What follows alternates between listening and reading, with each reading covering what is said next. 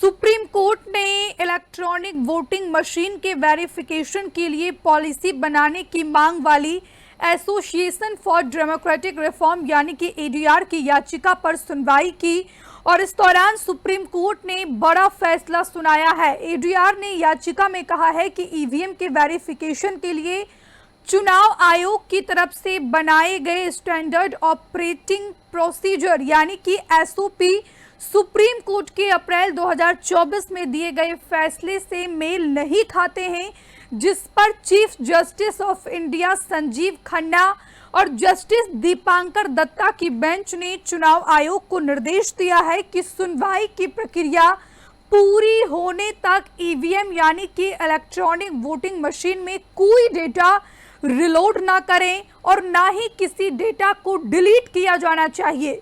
तो supreme court ने सुनवाई के दौरान ये बड़ा फैसला सुनाया है। सुप्रीम कोर्ट का साफ तौर पर कहना है कि जब तक ईवीएम को लेकर सुनवाई पूरी नहीं हो जाती है तब तक आप कोई डेटा यानी कि इलेक्शन कमीशन को यह निर्देश जारी किया गया है सुप्रीम कोर्ट के द्वारा और सीजेआई संजीव खन्ना और जस्टिस दीपांकर दत्ता की बेंच ने इलेक्शन कमीशन को ये निर्देशित किया कि जब तक सुनवाई पूरी नहीं हो जाती है तब तक आप ईवीएम से ना कोई डेटा को डिलीट करेंगे और ना ही किसी दूसरे डेटा को आप रिलोड कर सकते हैं। सीजेआई ने यह भी कहा कि यह कोई विरोध की स्थिति नहीं है। अगर हारने वाले उम्मीदवार को कोई स्पष्टीकरण चाहिए तो इंजीनियर यह स्पष्ट कर सकता है कि कोई छेड़छाड़ नहीं हुई है। और ये भी सुप्रीम कोर्ट के द्वारा कहा गया है, सीजेआई ने यह भी स्पष्ट किया और ये अहम टिप्पणी मानी जा रही है कि अगर कोई भी उम्मीदवार चुनाव हारता है, चुनाव हारने के बाद अगर वो स्पष्टीकरण चाहता है कि आखिरकार वो कितने वोट से चुनाव हारा है, तो ऐसे में इंजीनियर को यह स्पष्ट करना होगा। दिल्ली चुनाव के बाद एक बार फिर ईवीएम को लेकर कई सारे सवाल खड़े हो रहे हैं। लगातार विपक्षी पार्टियां खास करके इंडिया अलायंस का जो नेता हैं, जो इंडिया अलायंस के समूह हैं, वो लगातार ईवीएम की कार्यप्रणाली पर सवाल खड़े करते रहते हैं और इसी को लेकर जो है एक बार फिर ईवीएम की वेरिफिकेशन के लिए पॉलिसी बनाने की मांग वाली एसोसिएशन फॉर डेमोक्रेटिक रिफॉर्म की याचिका पर आज सुप्रीम कोर्ट में सुनवाई हुई, जिसमें सुप्रीम कोर्ट ने दो अहम टिप्पणी की है। सुप्रीम कोर्ट ने साफ तौर पर कहा कि जब तक सुनवाई पूरी नहीं हो जाती है तब तक तो पहली बात यह है कि आप ईवीएम से कोई डेटा को डिलीट नहीं करेंगे और किसी दूसरे डेटा को आप रिलोड नहीं करेंगे। और जो दूसरी अहम टिप्पणी सुप्रीम कोर्ट के द्वारा की गई है वो ये है कि अगर कोई हारा हुआ उम्मीदवार यानी कि कोई भी उम्मीदवार अगर चुनाव हार जाता है तो उसको इंजीनियर स्पष्टीकरण देगा, स्पष्टीकरण देना होगा। सीजेआई संजीव खन्ना और जस्टिस दीपांकर दत्ता की बेंच ने चुनाव आयोग को यह निर्देश दिया कि सुनवाई की प्रक्रिया पूरी होने तक ईवीएम में कोई डेटा न रिलोड किया जाएगा न डिलीट किया जाएगा। सीजेआई ने यह भी कहा कि अगर हारने वाले उम्मीदवार को कोई स्पष्टीकरण चाहिए तो इंजीनियर यह स्पष्ट कर सकता है कि कोई छेड़छाड़ नहीं हुई है। सुप्रीम कोर्ट ने इलेक्शन कमीशन से यह भी कहा कि वेरिफिकेशन का कॉस्ट 40,000 रुपए बहुत ज्यादा है।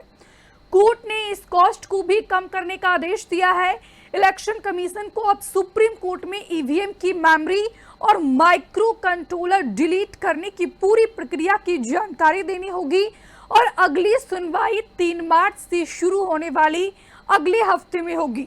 सीजेआई संजीव खन्ना ने कहा कि चुनाव आयोग के वकील एडवोकेट मनिंदर सिंह ने कहा कि अप्रैल 2024 में ADR versus election commission case में दिए गए फैसले का ये मतलब नहीं था कि ईवीएम से चुनाव का डेटा डिलीट किया जाए या रिलोड किया जाए।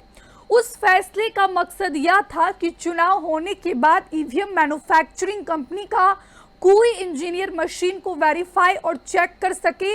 अप्रैल 2024 में हमारे निर्देश का मतलब सिर्फ इतना था कि अगर चुनाव के बाद कोई पूछता है तो इंजीनियर आकर यह सुनिश्चित कर सके कि ईवीएम में कोई छेड़खानी नहीं की गई है। आप डेटा को क्यों मिटा रहे हैं? हमें लंबी प्रक्रिया नहीं चाहिए। आप डेटा रिलोड करें, पहले डेटा को डिलीट ना करें और फिर उसे रिलोड करें। ये टिप्पणी की गई है सुनवाई के दौरान सीजेआई संजीव खन्ना के द्वारा। 26 अप्रैल 2024 को सुप्रीम कोर्ट ने चुनाव आयोग को 3 निर्देश दिए थे, जिसमें पहला निर्देश था कि सिंबल लोडिंग प्रक्रिया की पूरा होने के बाद इस यूनिट को सील कर दिया जाए। सील की गई यूनिट को 45 दिन के लिए स्ट्रांग रूम में स्टोर किया जाए। जो दूसरा निर्देश दिया गया था वो ये था कि इलेक्ट्रॉनिक मशीन से पेपर स्लिप की गिनती के सुझाव का परीक्षण कीजिए। और तीसरा निर्देश था कि यह भी देखिए कि क्या चुनाव निशान के अलावा हर पार्टी के लिए बारकोड भी हो सकता है। और इस फैसले के बाद राजनीतिक पार्टियां और कैंडिडेट्स के लिए ईवीएम की जांच करवाने का एक रास्ता खुला।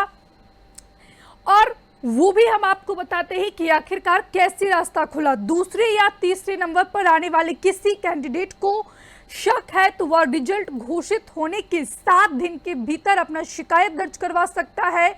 शिकायत के बाद ईवीएम बनाने वाली कंपनी के इंजीनियर्स इसकी जांच करेंगे।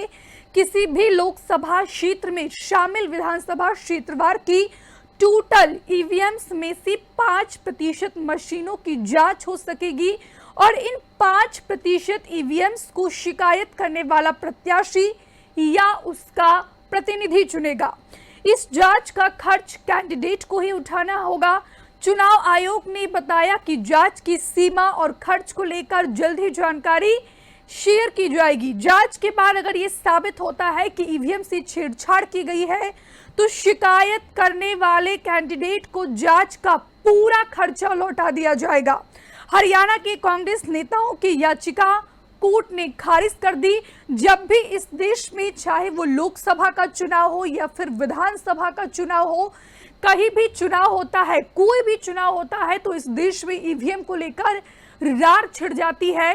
लगातार विपक्ष ईवीएम पर सवाल खड़े करता है। आपने वो बयान सुना होगा राहुल गांधी का, जिसमें वो साफ तौर पर ये कहते हैं कि राजा की आत्मा तो ईवीएम में बसती है।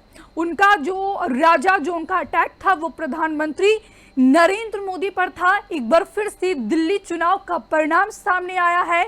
ईवीएम पर सियासी तलवारें खींच गई है। एडीआर ने बकायदा एक याचिका दायर की सुप्रीम कोर्ट में और सुनवाई के दौरान सुप्रीम कोर्ट ने आज 2 अहम टिप्पणी की है जो लगातार हम आप तक साझा कर रहे हैं। पहली टिप्पणी तो सुप्रीम कोर्ट के द्वारा ये किया गया कि जब तक सुप्रीम कोर्ट में सुनवाई पूरी नहीं हो जाती है, सीजेआई संजीव खन्ना ने इलेक्शन कमीशन को बकायदा ये निर्देश जारी किया है कि जब तक सुनवाई पूरी ना हो तब तक पहली बात तो ईवीएम से आप कोई डेटा डिलीट नहीं करेंगे और दूसरी चीज है कि कोई न्यू डेटा, ये पुराने डेटा को आप रिलोड नहीं करेंगे। और दूसरा जो सबसे बड़ी टिप्पणी की गई है सीजेआई के द्वारा वो ये है कि अगर कोई हारा हुआ उम्मीदवार ईवीएम को लेकर स्पष्टीकरण चाह रहा है, उसके मन में कोई सवाल है, तो ये इस सवाल का जवाब इंजीनियर को देना होगा कि आखिरकार ईवीएम से कोई छेड़छाड़ नहीं हुई है। अगले हफ्ते एक बार फिर ईडीआर की इसी याचिका पर सुनवाई होनी है और अगले हफ्ते सुप्रीम कोर्ट क्या फैसला सुनाता है, क्या दिशा निर्देश इलेक्शन कमीशन को जारी किया जाता है, सभी राजनीतिक पार्टियों के लिए किस तरीके की टिप्पणी की जाती है, ये फिलहाल देखना बेहद ही महत्वपूर्ण होगा। हमसे जुड़े रहने के लिए हमारे YouTube चैनल को सब्सक्राइब करें और नई वीडियो की नोटिफिकेशन के लिए बेल आइकॉन को दबाएं।